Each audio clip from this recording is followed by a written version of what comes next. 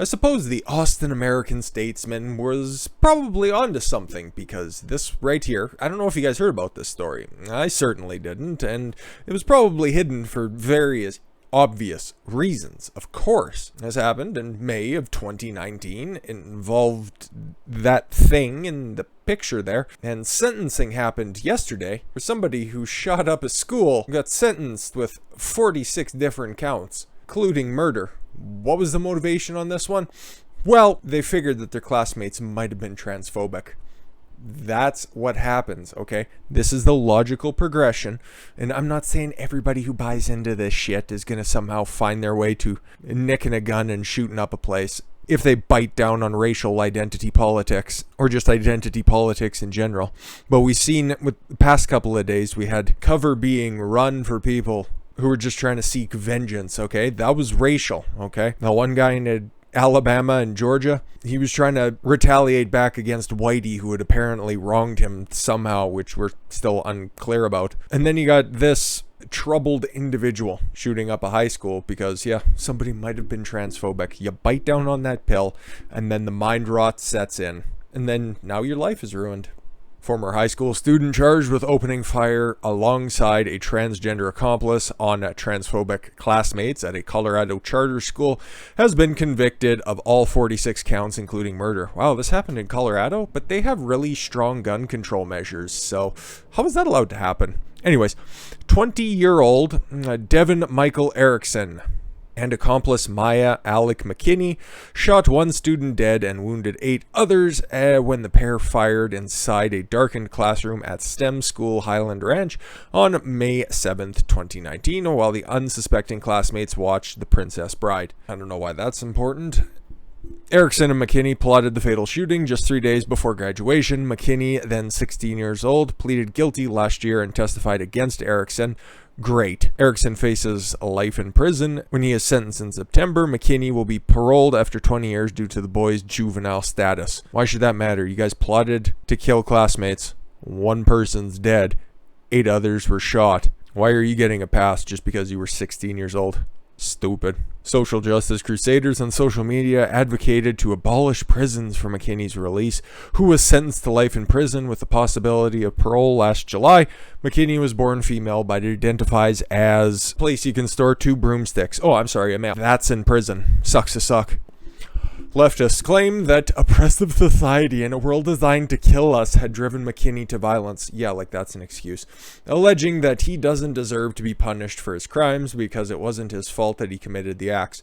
I don't buy it whatsoever, and thankfully a judge and maybe a jury also agreed. Instead, the social justice warriors advocated for the mass shooting to be able to thrive as a trans person. What? No, none of this makes sense.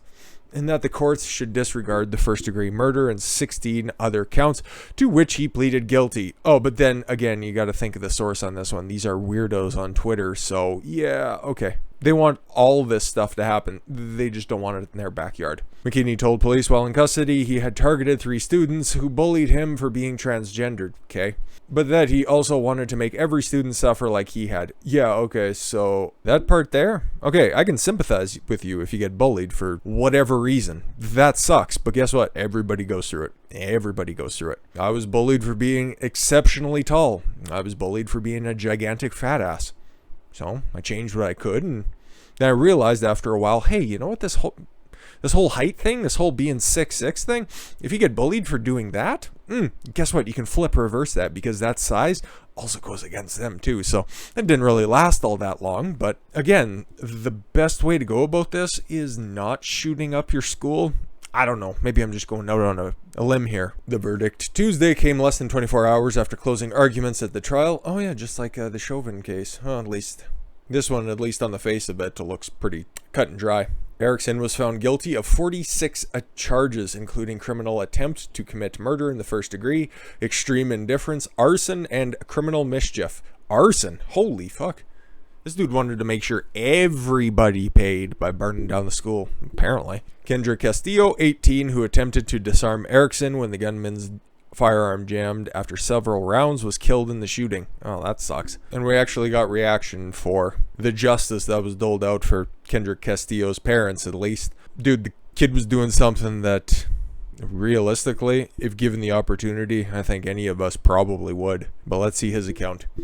One by one, parents, students, and teachers walked behind a wooden podium inside a Douglas County courtroom on Friday to tell the judge how their lives changed on May 7th, 2019, when two teens opened fire inside an English class at STEM School Highlands Ranch. The parade of victims, from high school seniors who were shot to teachers who risked their lives to protect the students to parents who wondered if their children would come home that day, implored Judge Jeffrey K. Holmes to give the maximum sentence to Alec McKinney, the 17-year-old who earlier this year pleaded guilty to first-degree murder and 16 other charges in connection with a mass shooting that killed Kendrick Castillo and wounded 8 others. Remember that name? Kendrick Castillo. John Castillo said, his voice rising as he addressed McKinney, "Remember that face. I hope it haunts you every day of your life." I know that's his father, but that's also a really boss thing to say up there on the stand.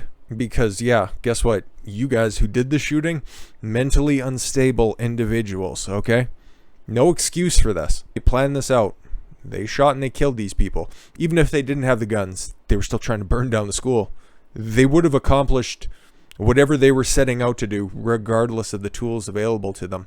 So I'm glad the families are at least getting some sort of justice, and these two bags of shit will be locked away for a very long time. After hours of testimony from grieving families who say they will never be whole again, Holmes sentenced McKinney to life in prison, plus 38 years with the possibility of parole. For his role in killing 18-year-old Castillo and injuring 8 others, it is unclear when McKinney would be eligible for parole, but the Castillo family and District Attorney George Brockler expressed frustration Friday that the teen would get a chance to live part of his life outside of prison.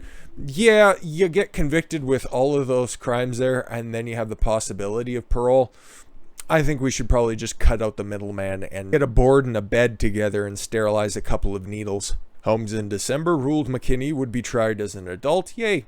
Since he was 16 at the time of the shooting, he couldn't be sentenced to death or life without parole under state law. What? Fucking retarded. What's the point of trying him as an adult then? Victim after victim spoke about how their lives will never be the same, how they avoid malls and large crowds. Okay, let's not be too hyperbolic here, and how many large crowds have been attending over the past year and a half. Let's be honest here. Testimony culminated with John and Maria Castillo, Kendrick's parents, delivering emotional calls for justice for their dead son. Maria Castillo punctuated her words with gasps and sobs. Obviously, it's the mother of a dead teenager. I can sympathize, or empathize. I think that'd be the right thing. I don't have a teenage kid. Saying she still wakes up in the middle of the night wanting her son to come home. Well, you better give up on that. It's been almost 2 years. Well, it's been over 2 years at this point. Jesus. As long as I am alive, I will do anything and everything in my power to ensure this evil killer pays for what he did. She said, "I will never forgive you, evil killer. My only wish is to see you dead, burning in hell." Oh, I feel bad for her pain, but again, keep that same energy. Dr. Gabriella Leddy taught next door to room 107. She told the judge through intermittent subs how she texted her husband that day to say goodbye to him. Oh my God, let's not be too overly dramatic. But in closing, really, this is the logical conclusion of victimhood culture, okay? Like I said, every kid gets bullied. It's not something special to just being transgendered. That's just another thing for unclever kids to pick on. That's something you got to get over. One thing that's not being discussed right now is mental health. That's normally the go-to for all of these people trying to justify the shootings away. Oh, it's gun control. Oh, we need to address mental health. Oh, okay. What, is this one too sticky of a situation? You can't address mental health concerns when it comes to the transgendered community? Oh, probably not. You wouldn't want to step on that mine now, would you? Me, you know what? I've seen the numbers and I've seen the statistics. I know that there's a 40% increase when it comes to suicide rates when people have transitioned. The number of regrets that have been out there are astronomical. The different serious health conditions that arise after transitioning has been done. But there's no serious studies out there. There are plenty. They just don't produce the results that you like, fictional trends activist. So yeah, as we start to see this, well, all the new generations, starting with, regrettably mine, and then it starts to tick up every generation afterwards. I forget how many there are at this point, 1 or 2. People being transgender, oh, it was a fraction of a percent not that long ago, and then I think right at about the millennial age, it's about 2.6% right now, saying that they don't conform to the binary out there. Well, it also starts with the fact that you guys are using the term like gender, which is just made up by some quack in the 50s, getting all of these worthless thoughts rambling around in your head, making you think crazy shit. making you do crazy stuff. And as a result, more people are dead just because you don't feel comfortable in your own skin. You aren't satisfied with your own life choices, so you have to take it out on everybody else. Hopefully we don't have to report on another shooting here. I'm not trying to find these out. These are just the stories that we find. So let's talk about Biden being a dink. But, oh, actually, he got left a layup by Trump, and he took it. And you know what? It's a good thing. It really is. With that said, I've been Don Consuelo. I want you to follow your gut. Get after it. Catch you later.